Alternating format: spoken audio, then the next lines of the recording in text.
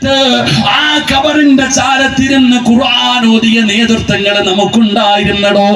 ആ സമസ്ത എന്ന് പറയുന്ന ഈ പണ്ഡിത പ്രസ്ഥാനം എന്റെ ചെറുപ്പക്കാരാ നെഞ്ചിലേക്ക് ചേർത്ത് പിടിക്കണേ മക്കള്. ഒരിക്കലും വഴിപിടച്ചു പോകില്ല, ഒരിക്കലും നരകത്തിലേക്ക് പോകേണ്ട അവസ്ഥ വരൂല. അതുകൊണ്ട് എന്റെ ഉമ്മമാരോട് പറയുകയാണ്, നിങ്ങളുടെ മക്കളെ ഇതിലേക്ക് അടുപ്പിക്കട്, സുന്നത്ത് ജമാഅത്തിലേക്ക് അടുപ്പിക്കട്, സമസ്തയിലേക്ക് അടുപ്പിക്കട്. അൽഹംദുലില്ലാഹ്, നാളെ മുത്തുനബിയുടെ പുറകില് അല്ലാഹുവിന്റെ സ്വർഗത്തിലേക്ക് കടന്നു പോകാൻ കിട്ടുന്നൊരവസരമാണ്. റബ്ബേ, ഞങ്ങളെ നീ ഈമാനിൽ ഉറപ്പിച്ച് നിർത്തണേ അല്ലാഹ്.